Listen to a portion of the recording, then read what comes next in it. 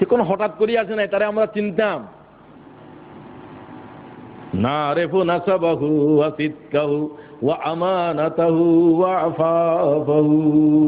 আল্লাহু আকবার পড়েন।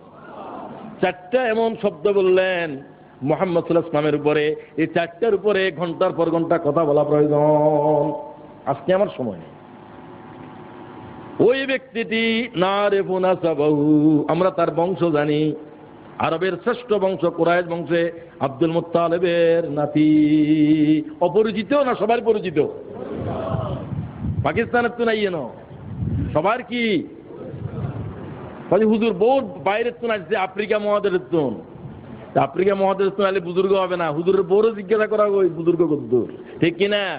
রাসূলুল্লাহ হাদিসে কয় খেয়ারুকুম খেয়ারুকুম বিন্নিসাইম, সে তোমাদের ভিতরে উত্তম যে তার স্ত্রীর বিবেচনায় উত্তম, ঠিক কিনা?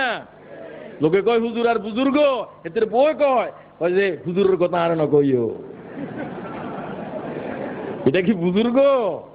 রাসূল কয় এদের পুরো আগে পূজার করা গো, এতে কদ্দুর বুজুর্গ, এতে ফজরের নামাজ পড়েনি, বই জানে না, জানে না। খেয়ারুকুম খেয়ারুকুম বিন্নিসাইহিম। সুবহানাল্লাহ, কি জাতের বাস্তব পয়গম্বর এটা! তুমি কি জাতের বুজুর্গ আর কি খাও? তোমার স্ত্রী হচ্ছে তোমার বুজুর্গের সর্বপ্রথম সাক্ষ্যদাতা, ঠিক কিনা বলেন? বুজুর্গ মানুষের কাছে চলবে। রাসূলুল্লাহর স্ত্রীদেরকে জিজ্ঞাসা করো আল্লাহর পাকে খাদিজা কি কয়, ঠিক কিনা বলেন? আয়েশা কি বলে? বলছে না বলে নাই? মা আয়েশা যা বলছে, হযরত উম্মে সালমা কয় তিনি রাসূলুল্লাহর ঘরে আসছিলেন আবু সালমা শাহাদাত বরণ করার পর। মাত্র একটা মেয়ে রেখে তার স্বামী তিনি বৈধব্য গ্রহণ করেছিলেন। স্বামী ইন্তেকালের সময়, শহীদ হওয়ার সময় দোয়া করছিলেন, আল্লাহ তুমি উম্মে সালমাকে আমার চাইতে যোগ্য স্বামীর হাতে সুপর্দ করিও। আবু বকরের প্রস্তাব আসছে, রাজি নাই। উমরের প্রস্তাব আসছে, রাসূলুল্লাহর প্রস্তাব আসার পর অন্যরা দিয়েছেন। হযরত উম্মে সালমা আওয়াজ দেন নাই, বলছে আবু সালমা দোয়া করেছিল সাহাবীদের চাইতে উত্তম, আল্লাহ তাআলা আমার চাইতে যোগ্য ব্যক্তির হাতে উম্মে সালমার কি আমার পরে তার স্বামিত্ব গ্রহণ করার জন্য ব্যবস্থা করো। সুবহানাল্লাহ। তিনি রাসূলুল্লাহর ঘরে আসছেন, তাকে জিজ্ঞাসা করলো আল্লাহর পয়গম্বর কেমন? তিনি বলেন, মায়ের সাথে বলছে কোরআন।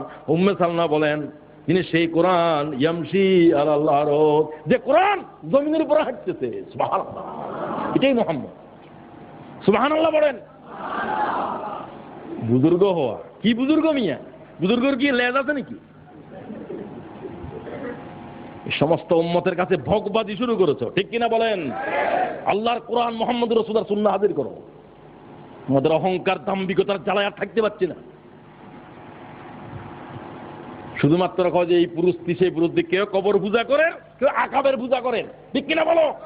আর এগুলো মূর্তি পূজা করেন। সব পুরুষ তো এক, সব পুরুষটি আল্লাহ ছাড়া যত পুরুষটি আছে সব পুরুষটি জায়েজ না হারাম?